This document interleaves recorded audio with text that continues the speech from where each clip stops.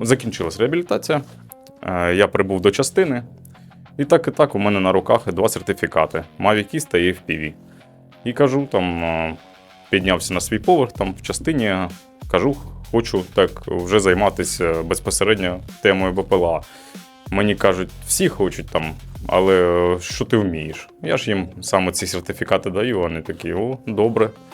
Вони на командира роти. Командир роти якраз каже, що потрібен, якраз, якщо щось вміє. Йому ж фотографії цих сертифікатів, отлично, все, поїхали. Ну і все, так. У нас якраз бригада тоді була на відновленні для штурмових дій, Карамзинівка тощо.